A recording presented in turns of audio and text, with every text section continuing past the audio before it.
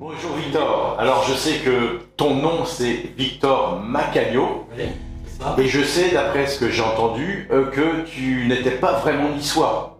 Non. Dis-moi un Je peu suis d'où tu montagnard. viens.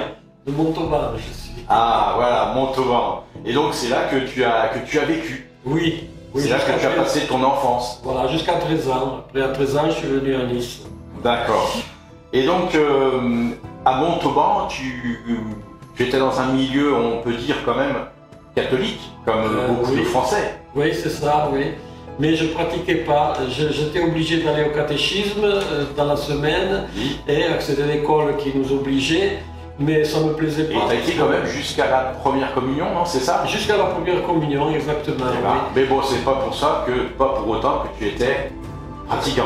Voilà, j'étais pas pratiquant. Je Mais savais tu qu'il y as avait un entendu. Dieu, mais après, à part ça, je savais pas d'autre chose. D'accord, d'accord. Et donc, tu disais que tu étais à Montauban jusque vers l'âge de 12 ans. Et à 12 ans, il s'est passé quelque chose, il me semble. Oui, c'est ça. À 12 ans, j'ai été malade parce que je suis allé.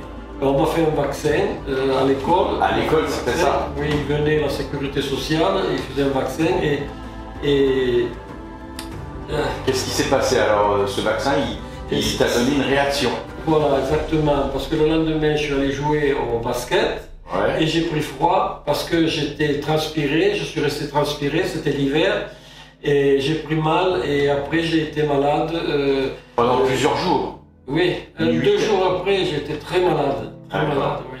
Et Et je crois que même ça a duré une huitaine de jours, non? 8 de jours pour que tout le liquide sorte du cœur, là, parce que ça m'avait fait de l'eau autour du cœur, parce que j'avais pris trop froid, et Comment l'eau a pu sortir là?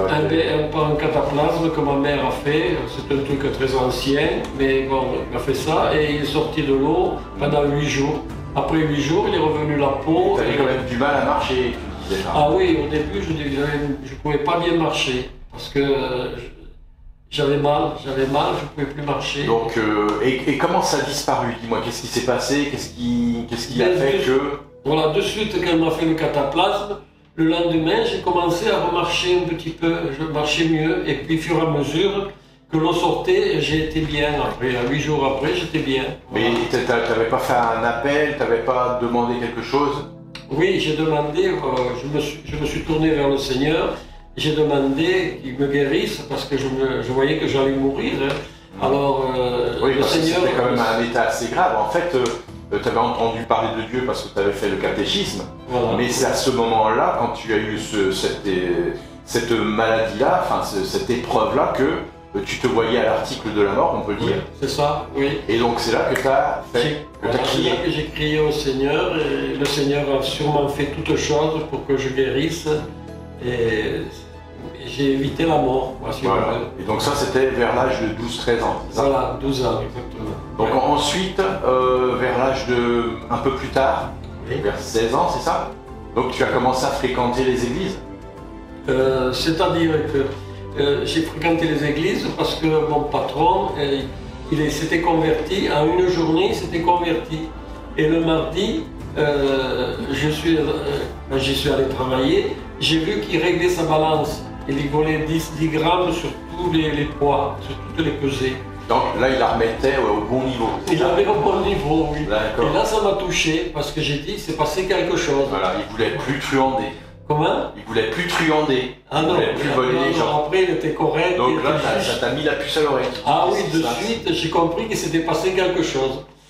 Et après, il m'a parlé du Seigneur et j'ai senti en moi l'esprit du Seigneur qui me touchait et j'ai compris que c'était la vérité, que le Seigneur existait, quoi, et ça m'a fait du bien, quoi. Et c'est là que tu as suivi. Voilà. Et à 20 ans, après, je me suis fait baptiser, parce qu'avant, j'allais aller à l'église avec le patron, j'allais tous les mardis soirs. Et à 20 ans, je me suis fait baptiser. Donc ça a duré pendant 4 ans avec ton patron et à 20 ans, tu as pris la décision. Voilà, oui, c'est ça. Oui. Et donc, qui est-ce qui t'a baptisé? C'est Thomas Brest qui m'a baptisé.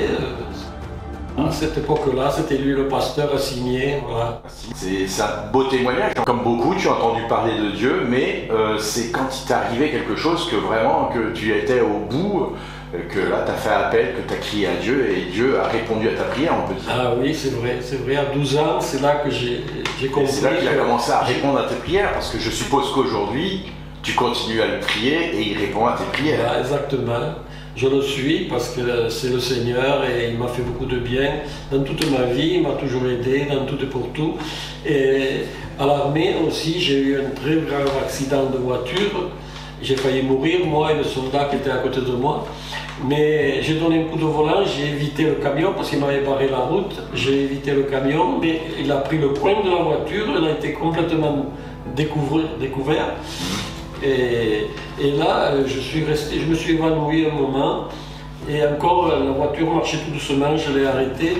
Et après, je suis allé, ils m'ont mis à l'hôpital.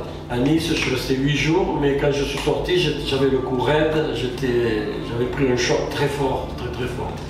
Et j'aurais fallu, si j'avais pas donné un coup de volant, je passais dessous le camion, et là on se tuait tous les deux. Tous les deux, on aurait été tués. Ouais. Le Seigneur t'a gardé quand même. Là, il m'a gardé, oui. Et ça, c'est que une des nombreuses expériences que tu as pu faire. Voilà. Et donc le témoignage de base, c'est quand même quand tu avais 12 ans.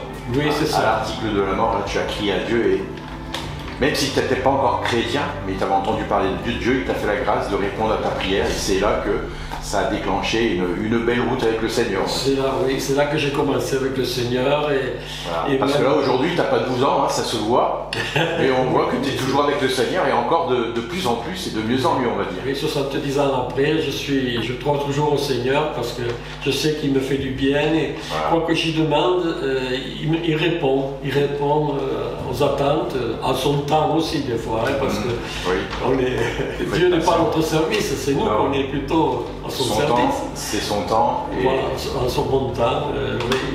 Il répond. Non, il a été bon avec moi. J'ai eu beaucoup de problèmes. Et en plus, tu as eu beaucoup de problèmes, tu disais, oui. Oui. Voilà. Mais le Seigneur, il a toujours été là pour te soutenir dans les moments difficiles, on va dire. Oui. Voilà. Surtout quand je me suis fait baptiser, sa mère et ma femme, quoi, ils se moquaient de moi. Ils m'ont vraiment attaqué, là, ça, ils m'ont attaqué. Mais moi, j'étais bien parce que j'avais la présence du Seigneur, j'étais bien, je n'ai pas fait cas. On voit que c'était pas un feu de paille, voilà. 70 ans après, c'est toujours brûlant dans ton cœur. C'est vrai. Et c'est vrai que tu as cette espérance que tous les chrétiens ont. Oui, c'est vrai. C'est que on ne sait pas quand, mais en tout cas, le Seigneur, il est avec nous pour l'éternité. Oui, voilà. Oui. Et c'est ça qui est bon, parce que quand on pense qu'on sera là-haut avec le Seigneur, même en sa présence, ce sera merveilleux, parce qu'on ne voudra plus sortir de sa présence. Ce sera merveilleux, il y a quelque chose de merveilleux. Et puis on verra la beauté de Dieu. Ce sera une beauté, ce sera magnifique, quoi. Il n'y a pas de mots. Il n'y aura pas de mots, mais tellement ça sera joli. Et là-haut, ça sera l'endroit où il n'y aura plus de pleurs, de maladies, plus de souffrance. C'est un endroit merveilleux avec le Seigneur là-haut. C'est ça qui sera merveilleux, où il n'y aura plus de problèmes, plus cher, ce sera un jour éternel, ce sera quelque chose de beau, quoi. Merci pour ton merveilleux témoignage.